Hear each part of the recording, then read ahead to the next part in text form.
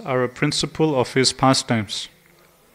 The blue lotuses are friends of the sun god, and though they all live together, the blue lotuses plunder the Chakravakas. The real lotuses, however, blossom at night and are therefore strangers or enemies to the Chakravakas.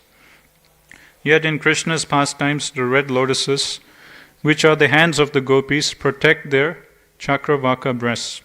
This is a metaphor of contradiction. Sri Chaitanya Mahaprabhu continued, in his pastime, Krishna displayed the two ornaments of hyperbole and reverse analogy. Tasting them brought gladness to my mind and fully satisfied my ears and eyes. After performing such wonderful pastimes, Lord Sri Krishna went on the shore of the Yamuna river, taking with him all his beloved gopis. Then the gopis on the river bank rendered service by massaging Krishna and the other gopis with scented oil and smearing paste of amalaki fruit on their bodies. So all these verses that we just went through, these are all spoken by Chaitanya Mahaprabhu. And Mahaprabhu, he is having a vision into the very intimate, confidential pastimes of Krishna and the gopis in Vrindavan. So Mahaprabhu, in his vision, he is seeing Krishna's pastimes with the gopis in the waters of Yamuna. So this was the vision that Mahaprabhu was seeing. So previous to this, at the start of the chapter, like the chapter is titled, Rescuing the Lord from the Sea. So it's explained that for very high advanced devotees of the Lord, whatever they see, it reminds them of Krishna. For example, Prabhupada gives an example to help us understand. Just like for us, or for those who are karmis or materialists, whatever they see, they will see it in the mood of enjoyment. They would see it, it will remind them of sense gratification. So our consciousness is hardwired in that way, that whatever we see around us, we think how I can enjoy this. But Prabhupada says, just like a materialist is always thinking of sense gratification, whatever he sees some nice food, he immediately starts imagining how he'll eat that food and enjoy. This way, whatever a materialist sees, he'll start imagining in his mind how he will enjoy it. And Prabhupada explains, spiritualist is the opposite.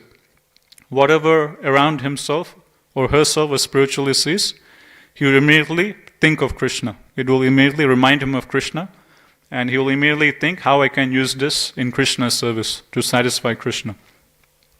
So there's one nice verse that Krishnaraj Kaviraj Goswami, he recites in Caitanya Caritamrta, Stavara Jangama Dekhi, Na Dekhi Taramuti, Sarvatra Hoya Nija, Ista Deva Spurti.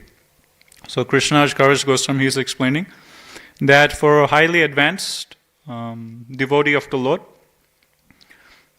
when he looks around, whether that something is immovable or whether something is movable, he doesn't see the actual object itself, but rather he sees his Istadev. Rather he sees Krishna in that. Everything he sees around him, it reminds him of Krishna. And Prabhupada, he clarifies this. One time Prabhupada was on a morning walk, and one of Prabhupada's disciples, they asked Prabhupada, that Prabhupada, in your books you write that a pure devotee of the Lord, he sees Krishna everywhere. What does it mean that pure devotee, he sees Krishna everywhere? Does that mean, he's seeing all the atoms and he's seeing Krishna, Krishna, Krishna, Krishna, Krishna, Krishna, like that everywhere, all around the sky, all around the tree, everything. Wherever he looks, he can see all the atoms, and in each atom he can see Krishna everywhere. Is that what you mean by a pure devotee sees Krishna everywhere? And then Prabhupada says, no, it's not like that. And Prabhupada, he gives an example to help his disciples understand. Prabhupada, he says, just like my glasses. If you see my glasses, what do you think? Then the disciple answered, if I see your glasses, I think, these are Prabhupada's glasses. Then Prabhupada says, if you see my shoes, what do you think? Then the disciple says, if I see your shoes, I think, okay, this is Srila Prabhupada's shoes. So in this way, Prabhupada explained, just like when you see my glasses, immediately you think of me. When you see my shoes, immediately you think of me. in the same way, a pure devotee of the Lord, he sees everything in connection with Krishna. He sees everything as Krishna's energy, and in that way, he is remembering Krishna. Just like when you're looking at my shoes, you're immediately thinking of me, oh, this is Prabhupada's shoes.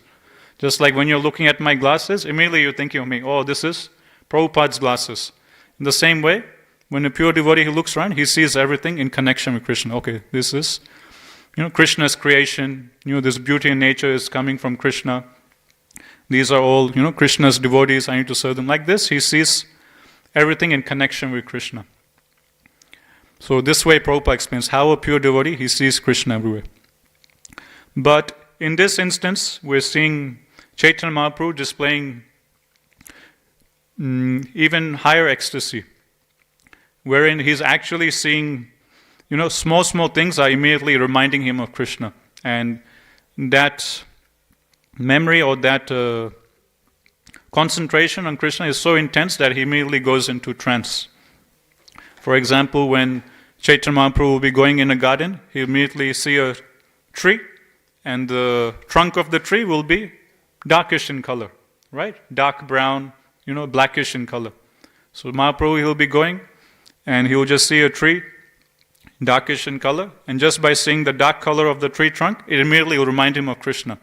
Because Krishna is also very darkish in complexion. So just by seeing that, immediately he'll get reminded of Krishna, he'll go into trance, he'll go into ecstasy.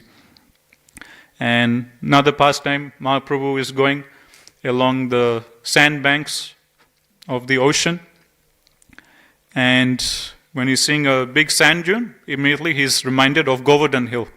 Then again he goes into ecstasy, thinking of Govardhan Hill.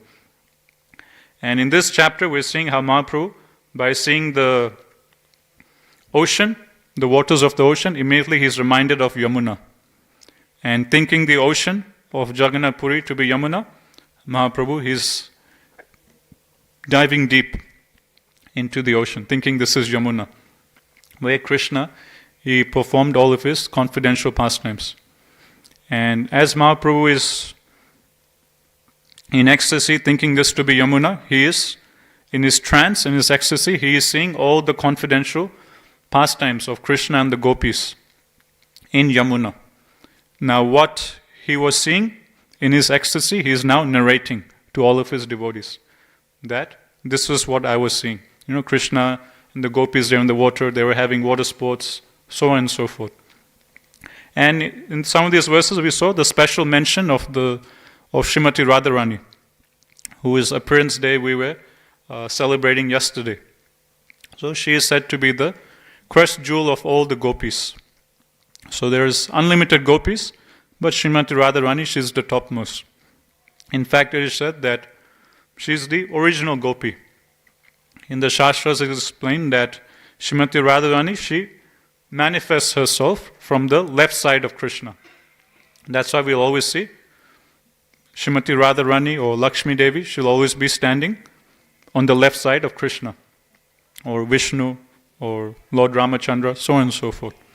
So Srimati Radharani, she comes from the left side of Krishna, and the first thing that comes to her mind is, how can I serve Krishna? How shall I serve Krishna? That's the very first thought that comes into Srimati Radharani's mind. So she's thinking, okay, she's seeing Krishna and she wants to serve him. Then immediately she looks around and she sees some flowers in the garden. Then immediately she runs to the garden, plucks some flowers and makes a garland out of those flowers, and immediately comes and offers to Krishna. So this is the mood of Srimati Radharani. Her whole existence, her whole being, her whole consciousness is totally hardwired to how I can serve Krishna, how I can please Krishna. Then later on, Krishnaraj Kaviraj Goswami, he explains that Srimati Radharani is thinking that I am one gopi, I am one consort, and I am able to give so much happiness and pleasure to Krishna. But what if Krishna had many girlfriends? What if Krishna had many consorts? If one gopi can give this much amount of pleasure, then if there's 2 gopis, 3 gopis, 5 gopis, 10 gopis, 100 gopis, 1,000 gopis, then Krishna's enjoyment will increase by 10 times, 20 times, 100 times, 1,000 times, 1,000,000 times. So then thinking like this, in how to give Krishna more enjoyment, Srimati Radharani, she expands into unlimited gopis, to give Krishna more enjoyment. So all these gopis, pastimes we're hearing about, who are sporting with Krishna in Yamuna for Krishna's pleasure, they're all actually expansions of Srimati Radharani. So Srimati Radharani, she herself expands into unlimited gopis to increase Krishna's pleasure unlimited number of times. So each particular gopi Srimati Radharani expands as has a very unique personality and gives a unique pleasure or enjoyment to Krishna. So different gopis, they have different natures, abilities, skills, so on and so forth. So in this way, Krishna is able to taste a variety of rasas. And these pastimes are very confidential, so we can't dive any deeper into it. But from this we can see the unique position of Mother Yamuna. All these very confidential, very intimate pastimes between Krishna and his most dear and topmost servitors, the gopis, they all took place in the waters of Yamuna. That's why Yamuna Devi, she is glorified so much, even more than Mother Ganga. So many times we hear the power of Ganga. Anyone who takes bath in Ganga, all of his sins gets wiped away. But it's said in the Shastras that Mother Yamuna, she is even more powerful than Mother Ganga. And she is worshipped even more, she is glorified more. Why? Because, as we're saying in these verses, all these very intimate pastimes of Krishna and his most dear devotees all took place in the waters of Yamuna. That's why Mother Yamuna, she's glorified so much, because she got to witness, participate in all of these wonderful pastimes. And as Krishna is sporting with his dear devotees, the dust of Krishna's lotus feet, the dust of the pure devotees of Krishna are all accessible for Mother Yamuna. And later on, so this is Mother Yamuna, she is glorified due to this. And Mother Ganga on the other side, she is also desiring that Krishna come and bathe in her waters. She sees, Mother Yamuna getting so much mercy. So it's given that Mother Ganga, she also wants to get similar mercy. She also wants Krishna to come and, do similar pastimes in her waters. So that's why Krishna, he comes as Chaitanya Mahaprabhu. And when Krishna comes as Chaitanya Mahaprabhu, he fulfills this desire of Mother Ganga. So every day, Chaitanya Mahaprabhu, as we know from his early pastimes, every day Chaitanya Mahaprabhu, he used to go and take bath in Ganga. In this way, Chaitanya Mahaprabhu, he fulfilled the desire of Mother Ganga also. Because she was saying, oh, Mother Yamuna, she got so much mercy when Krishna appeared 5,000 years ago. She got the dust of Krishna's lotus feet, so many pastimes Krishna performed in her waters. But, I didn't get so much mercy. If only I could also get that mercy. So Krishna, he is Antaryami, he is sitting in the heart of everyone. So he understood this desire of Mother Ganga. So when he comes as Chaitanya Mahaprabhu or Nimai Pandit, every day he used to go and sport and play with his friends in the waters of Mother Ganga. And just like Krishna is having water fights with the gopis in Yamuna, same way Mahaprabhu also used to do various pastimes in the Ganga. For example, it's given when Mahaprabhu was small, as Nimai, he used to play many pranks, many naughty pastimes. He was known to be very naughty, just like Krishna.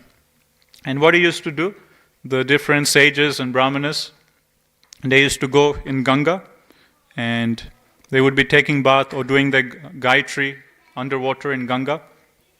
And Chaitanya Mahaprabhu used to come and, sneakily come underneath the water and just grab the leg of a particular brahmana, scaring him.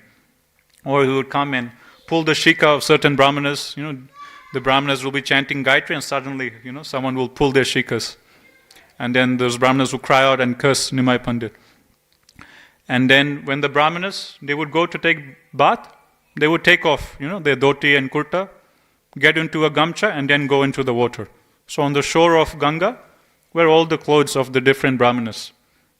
And Chaitanya Mahaprabhu or Nimai, used to come and switch over different devotees' clothes. So everything would get mixed up. So when the brahmanas came back from their bath, all their clothes are here, there are nowhere to find. And sometimes he'll mix the ladies' clothes with the men's like this. He used to do all sorts of pranks. In this way, Mahaprabhu also performed many wonderful pastimes in the waters of Ganga, thus fulfilling her desire. And it's given this another nice pastime where we see the eagerness of Mother Ganga to get the dust of Mahaprabhu's lotus feet. It's given that, you can imagine, Ganga, she's kind of like in a, this is like you can say the landscape like this, and the water is flowing like that. It's like flat like this. When Mahaprabhu used to walk on the bank of the Ganga, she would want to touch Mahaprabhu's lotus feet. So the elevation of the water, instead of being flat like this, would go up like that. And she would go up the slope to try and touch Mahaprabhu's lotus feet. Like this, she will go like that. And if Mahaprabhu is walking on the other side of the bank, then Ganga would slope the other way around and go up that way, up the slope, to touch Mahaprabhu's lotus feet. So in this way, this was a daily nice pastime between Mahaprabhu and Mother Ganga. In this way, so many pastimes Mahaprabhu performed in Ganga, fulfilling her desire also. So this is given the power of sadhu sangha, or the benefit of sadhu sangha. The acharyas explain, one benefit we can derive from sadhu sangha is that when we're in assembly of many devotees, we will see different devotees doing a service, different services very nicely. For example, one particular devotee might be singing very nicely or learning how to play mridanga nicely.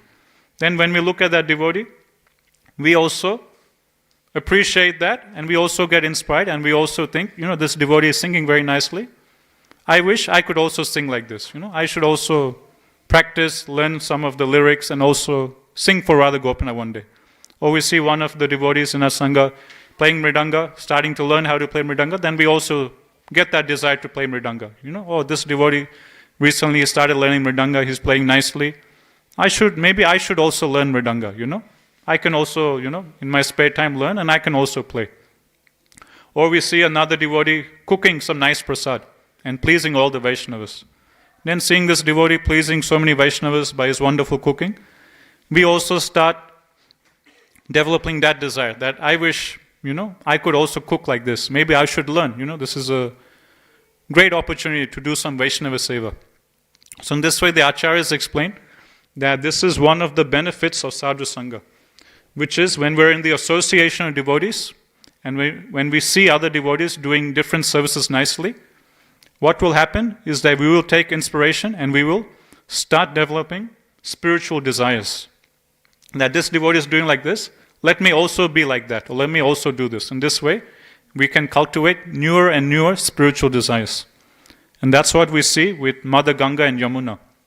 Mother Ganga, she was seeing Mother Yamuna getting so much mercy, getting the dust of Krishna's lotus feet and all of his confidential devotees. And Mother Yamuna, she got to see and witness so many wonderful pastimes of Krishna. So Ganga, she was observing all this, and she also started getting that spiritual desire, that I wish Krishna would also come and perform similar pastimes in my water. I wish I could also get the dust of Krishna's lotus feet. Then Krishna is seated within all of our hearts, then Krishna, he fulfills that desire. Same way with us. If we're always staying in the association of other devotees, we will see different devotees doing different services nicely. By watching that, appreciating that, we will also get spiritual desires to also do wonderful service like that.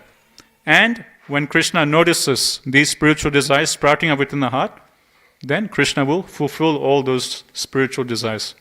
Just like Krishna did with Mother Ganga. Krishna noticed Mother Ganga, she had this desire to also participate in Krishna's pastimes, to also get his dust. And when the time is appropriate, Krishna, he fulfilled her desire. Same way with us. Whatever spiritual desires we have, Shri Radha Gopinath will no doubt fulfill. So, this is what we've been reading in these verses. We'll continue on. So, this is Mahaprabhu continuing talking. After performing such wonderful pastimes, Lord Shri Krishna went up on the shore of the Yamuna river, taking with him all his beloved gopis. Then the gopis on the river bank rendered service to massaging Krishna and the other gopis with scented oil and smearing paste of amalaki fruit on their bodies. Then they all bathed again, and after putting on dry clothing, they went to a small jeweled house, where the Gopi Vrinda arranged to dress them in forest clothing by decorating them with fragrant flowers, green leaves, and all kinds of other ornaments. So now we're hearing about the appearance of Vrinda Devi, or Srimati Tulsi Devi. One class, Ghanshyam Prabhu was saying that Vrinda Devi, or Tulsi Marni in Vrindavan, her role is like the event manager for a festival. Just like, in different festivals we had, Radhastami, Balaram Jayanti, Krishna Janmashtami, we have a devotee who is like the event manager, who makes, all arrangements. Okay, prasad will be served here, there'll be this many items, we'll serve like this. In temple room we'll set up bollards, guests will come in this way, go out that way. So the event manager, he's like the main person overseeing all the different aspects of the festival, of whatever is happening around the temple or the festival. So in the same way, Srimati Vrinda Devi in Vrindavan, she's kind of like the event manager. She arranges all the facilities for Krishna's pastimes with Srimati Radharani and the gopis. How she does this?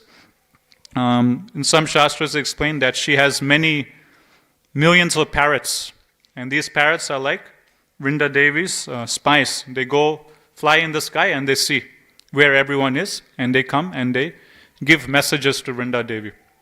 And then Vrinda Devi, she calculates everything and she makes arrangements for the meeting of Krishna and the gopis, for the arrangements of their pastimes.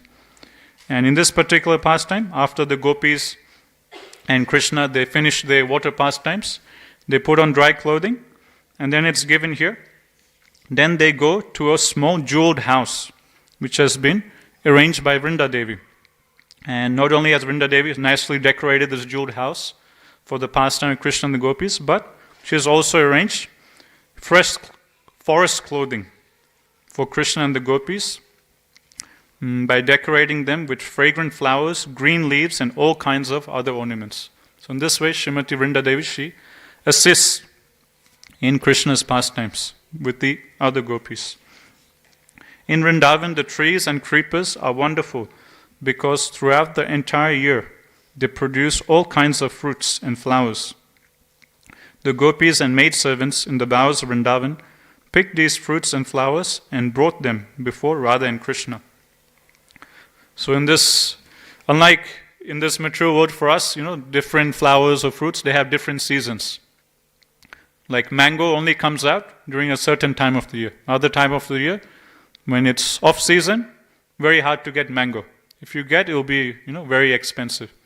Same thing with flowers. Some flowers will only come out during a certain season.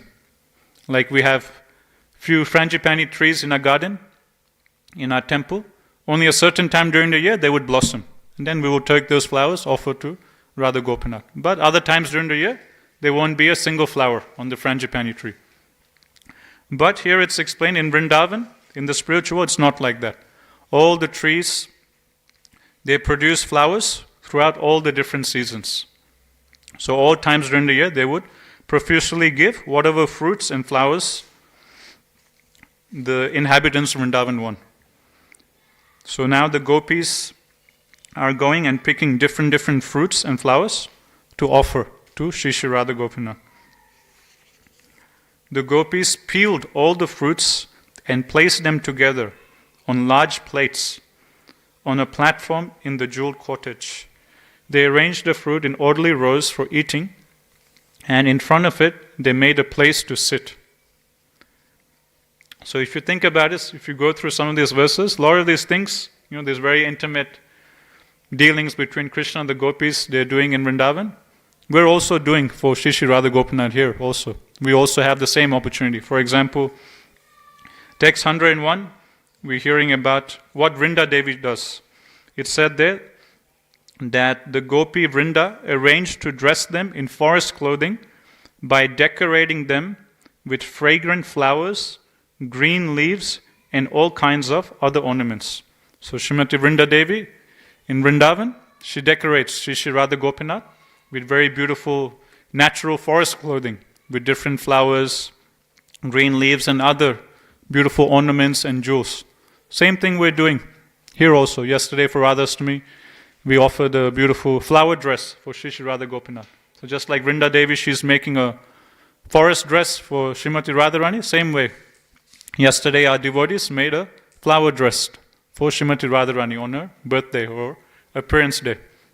Just like Vrinda Devi, she's decorating Krishna and Radharani with different flowers and green leaves, so on and so forth, ornaments. Same way our devotees are dressing Shri Shri Radha Gopinath every day. And now we're hearing how other gopis, they go and pick different fruits. Then they peel the skin of all the fruits. Then they cut the fruits into nice, sizes. And then they very nicely place them on a plate in a very orderly fashion. Not just randomly, but in a very orderly fashion. They decorate all the fruits on a nice plate. And then they come and offer to Shri Shri Radha Gopinath. So same thing we're also doing for our Radha Gopinath. After lunch, Gopinath, he goes to sleep. He takes his afternoon nap because, lunchtime you have heavy meal. So he takes his afternoon nap. And then 3:30, he wakes up from his afternoon nap. And then he's offered fruits after he wakes up. So every day we have our fruit offering, which goes on.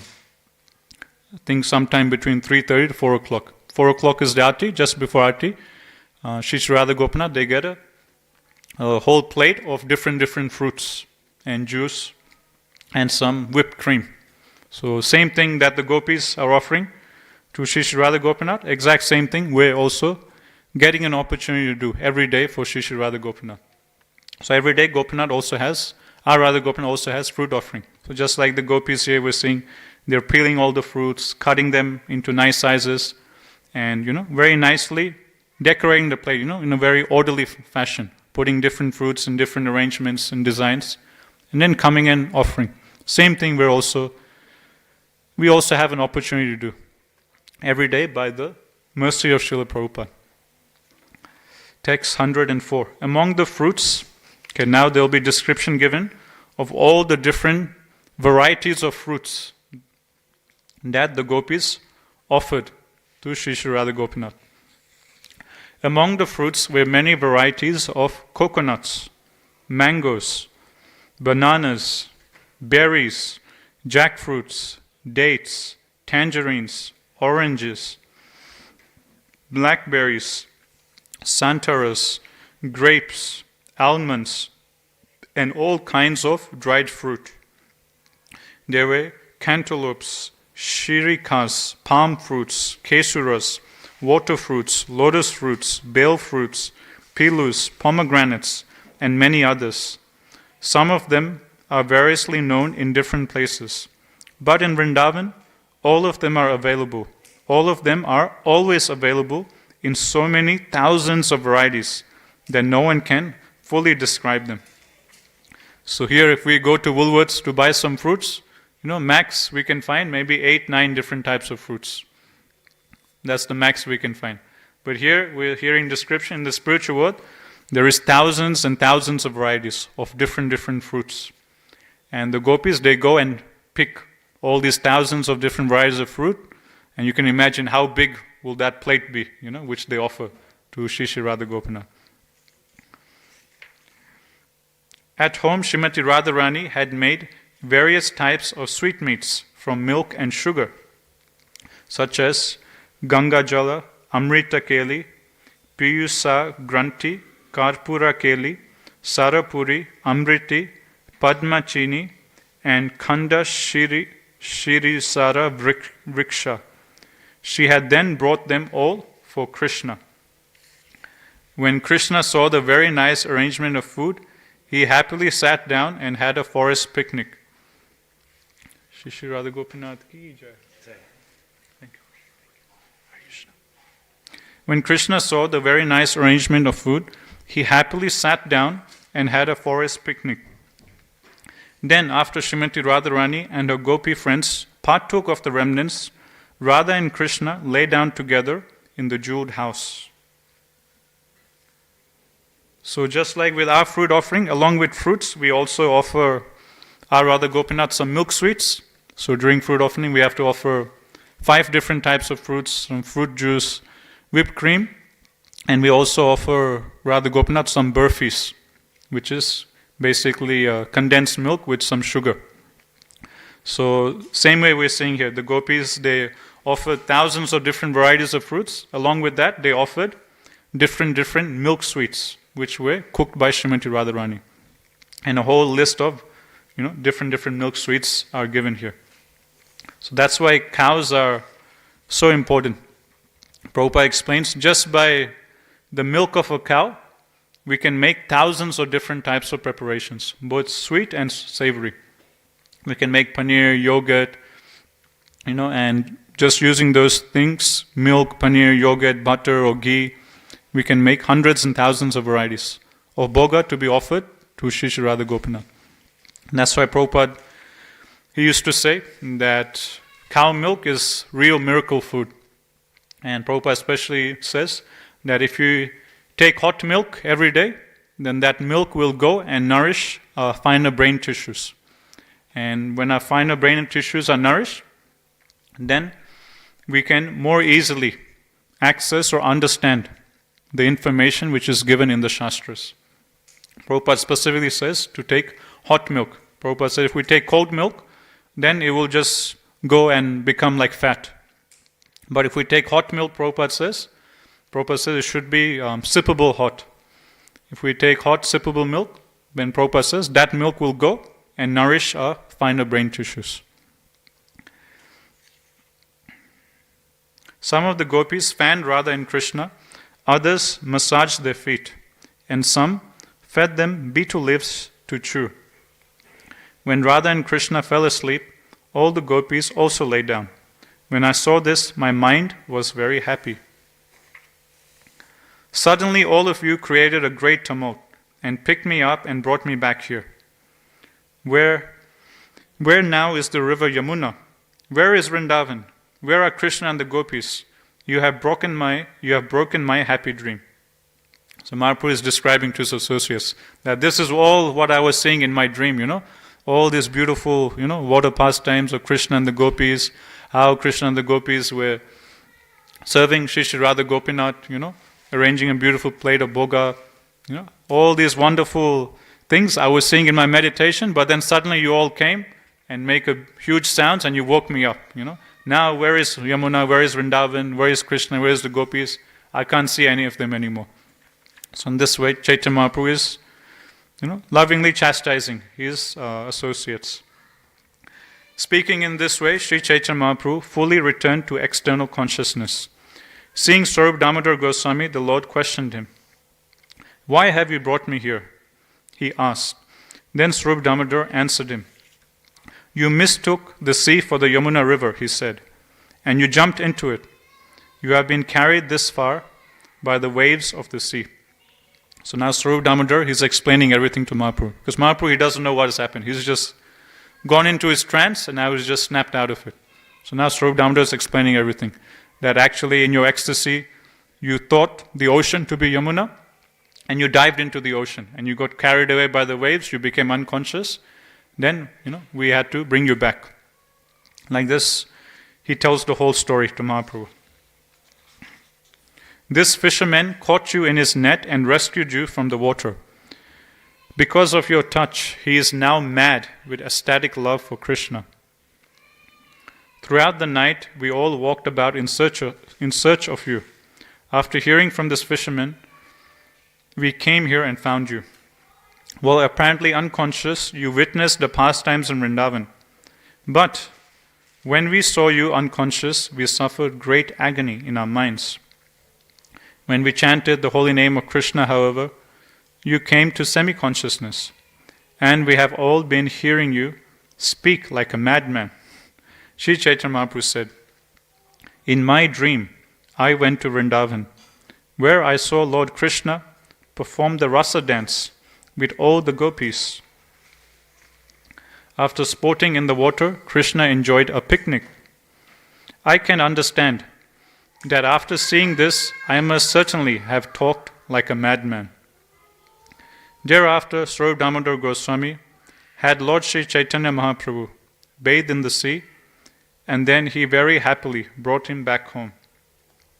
Thus I have described the incident of Lord Sri Chaitanya Mahaprabhu's falling into the ocean.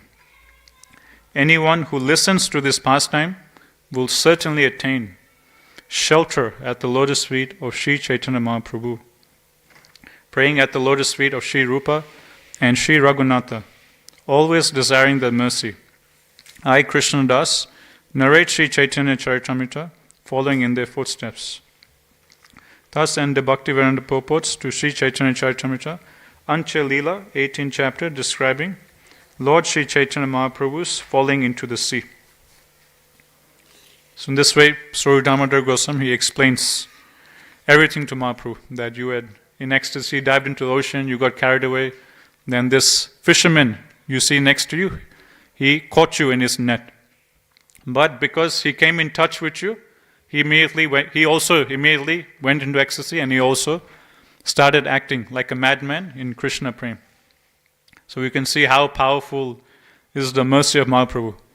This fisherman, he's a fisherman, which means he catches fish for a living, and most likely he's also eating fish every night for dinner. So just a few minutes ago, he's a very sinful person, killing so many innocent living beings, causing so much pain to so many fishes in the ocean, and then eating the meat. How many sins must he been accumulating?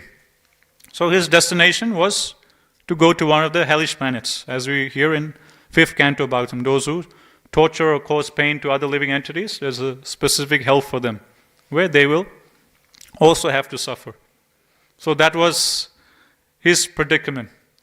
But just by coming in touch with Chaitanya Mahaprabhu, just by touching Chaitanya Mahaprabhu's body, and it's not like he's coming offering dandavats to Mahaprabhu, fanning him. No, he's catching Chaitanya Mahaprabhu in his fishing net, But somehow or other he came in touch with Mahaprabhu, and just by touching Mahaprabhu, immediately he changed. And he just became mad in Krishna Prem, and now he is a very advanced devotee of the Lord. So just like that, from complete sinner all the way to the top of Krishna Prem, just like that in a second. So that is the power of Chaitanya Mahaprabhu. If someone has the causeless mercy of Mahaprabhu, immediately he can go right from the rock bottom all the way to the topmost level of spirituality. So that is the power of the causeless mercy of Mahaprabhu. So that's something that gives us hope, because many times when we look at ourselves, we start thinking, I'm so fallen, I'm not good at anything, I have a lot of bad habits, anarthas, when can I overcome them? But when we hear pastimes like this, how someone was a fisherman and just in a second he went straight to Krishna Prem, that gives us hope that yes, if somehow or other I get Mahaprabhu's mercy, I can also advance, I can also be a nice devotee of the Lord. So this is the power of Mahaprabhu's mercy we see here. Okay, that ends the chapter. So we'll stop here today. Yes, Prabhu. Text 14, okay.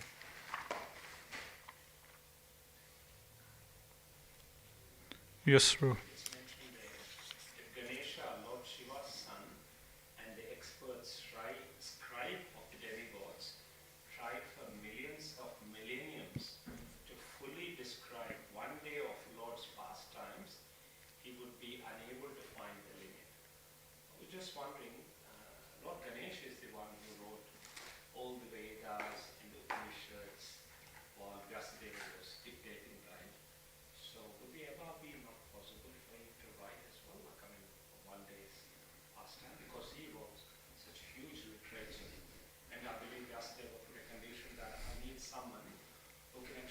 Constantly take the dictation as I actually speak without taking any break or anything. So would that really be impossible for you to describe one day's pastimes? Okay, so the question is relation to text 14 of this chapter. It said here that if Ganesh, Lord Shiva's son, and the expert scribe of the demigods tried for millions of millenniums to fully describe one day of the Lord's pastimes, he would be unable to find their limit. So the question is that Ganesh, we know him as to be Vyasadev's scribe. Vyasadeva was narrating all the Shastras, Ganesh was writing. So if Ganesh wrote so many, assisted Vyasa in writing so many scriptures, how is it possible that, he can't describe just one day of Mahaprabhu's pastimes, even if he was writing for millions and millions of years? So what to speak of Lord Ganesh? It's even given by Krishnaraj Kaviraj Goswami that Lord Anantashesh, who has thousands of mouths, thousands of hoods, even if he were to continue with his thousands of mouths describing just one day of Mahaprabhu's pastimes, he can never come to the end. He can go on reciting for millions and millions and millions of years with his thousands and thousands of mouths.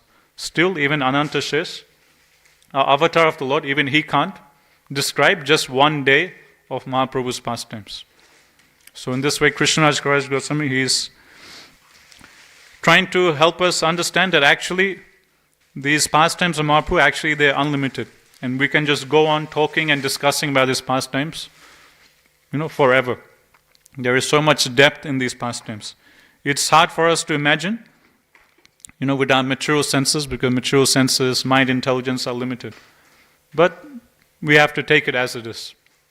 So if even Ananta says, with thousands of mouths he can't describe, then what to speak of Lord Ganesh? So from this we see that these pastimes of Krishna or Mahaprabhu, they're spiritual, they're unlimited, and we can't get to the bottom of even one day's pastimes. What to speak of, whole many years of pastimes. That's why Krishnaraj Kaviraj Goswami is saying that what he's describing are just, principal events, like he's just giving a little glance into these pastimes. He is saying that, I am just dropping, he is saying that the pastimes of Mahaprabhu are like a huge ocean. Ocean is unlimited. When we look into the ocean, you can't see the end of the ocean. It just goes on, right? The water goes on until it meets the horizon. We can't see the other side of the ocean. Just like the ocean is unlimited, in the same way, Krishnaraj Kaviraj Goswami, he says that Chaitanya Mahaprabhu's pastimes are also unlimited. And we can never reach the bottom or the end of Mahaprabhu's pastimes. And he says, what I'm writing in Caitanya Caritamrta is just one drop from that ocean. So the ocean is unlimited. If you just take one drop of that ocean, he is saying that is what I'm describing in Caitanya Caritamrta. Actually, there is so much more. There is so much more depth. There is so much more to be said. But to the best of my ability, I'm only able to describe this much, this one drop. So you please accept this. Like this, Krishnaraj Kaviraj Goswami, he is explaining like this. But he is saying that just this one drop from this ocean of Mahaprabhu's pastimes is so powerful, is so vast, is so immense, that just this one drop is enough to drown all the three worlds, is enough to drown all the universes. So in this way, the power of Mahaprabhu's pastimes, the extent of Mahaprabhu's pastimes are glorified by Krishnaraj Kaviraj Goswami. So yes, it's hard for us to understand with our material senses, but we have to take it as it is. For our one day, we can describe in 10 minutes. Okay, in the morning I wake up, I brush my teeth, I do this, I chant some rounds, I go to work, I catch this train, I get off, In 10-15 minutes we can describe. There's nothing so interesting. So that's why it's hard for us to perceive how can someone with thousands of mouths go on speaking for millions and millions of years and still not finish discussing about just one day of Mahaprabhu's pastimes. It's completely inconceivable for our minds. But that is how amazing Mahaprabhu's pastimes are. That is how amazing Krishna's pastimes are. We can't perceive with our material senses. As much as we can do. Just like the Shastras give an example, there's different species of birds, right? And different birds, they can fly to different heights in the sky. Just like you'll see one particular bird, it will be like whitish in color and it'll have a big black beak, They can also fly, but at max they can fly, as high as, this ceiling. They can't fly in the sky and go, from one suburb to another. And then there'll be other birds like eagles, vultures, they can fly very, very high in the sky. So the Shastras explain, just like different birds, they can fly to different extents. In the same way, all of us, we can dive deep into Krishna's pastimes to a certain extent. Based on our capacity, we can understand a certain amount. As much Krishna he reveals to us. So we try our best. From our side, we try our best with our mind and intelligence to study and understand as much as we can. And to our best of our capacity, we can try and grasp as much as we can. But just like different birds, they can fly to different extents. All of us, we're in different, we have different capacity. We can understand to a certain limit. But as much as we can, we try and understand from our side. And Krishna is within our heart. He sees our sincerity. And He will help us to understand more and more about Him. Like Rupa Goswami says, Ata Shri Krishna Namadi na bhaved graham indriya sevan mukhe hi jivado swayam eva spurati ada. So Srila Rupa Goswami says that Ata Shri Krishna Namadi, that all these pastimes of Krishna, Krishna's holy name, His qualities, His form, His beauty, we can't perceive with our material senses. We can't perceive with our material mind and intelligence. If we want to perceive and understand these pastimes of Krishna, then Rupa Goswami says, there is only one way, which is Sevan Mukhehi Jivado. It is by seva, by devotional service. When we do devotional service, when we do seva, then Swayam Eva Spurati Ada. Then Swayam Krishna, He Himself will reveal Himself to us. So at our stage, with our material senses, these things will be inconceivable for us. It won't make so much sense. But as we continue rendering more and more service to Shri Shri Radha Gopinath, then Krishna from within our hearts, He Himself will reveal, help us understand all these deep, intimate pastimes of His. So it's not something we can grasp or analyze with our intelligence, but it is something that has to be revealed from within our heart. And when will Krishna reveal these things? When He is pleased with our service. That's why Rupa Goswami says, Sevan Mukhe hi jivado, Swayam eva hi spurati ada. From our side, we just continue on with our service to Shri Shri Radha Gopinath. And we try and please Shri Shri Radha Gopinath with our seva. Then when Krishna is pleased with our seva, He Himself will reveal from within our heart. Swayam eva spurati ada. Spurati means manifest. Krishna Himself from within our heart will manifest Himself and help us understand all these wonderful pastimes, the glories of His holy name, His beauty, so on and so forth. So as we advance in devotional service, a lot of these things will slowly start to make more and more sense as Krishna reveals Himself more. Okay, so it's 8:30. We'll stop here. Shri Caitanya Caritamrta ki jai. Jai Guru Shri Prabhupada ki jai. Jai Gaur Premanande. Hari Hari Bol.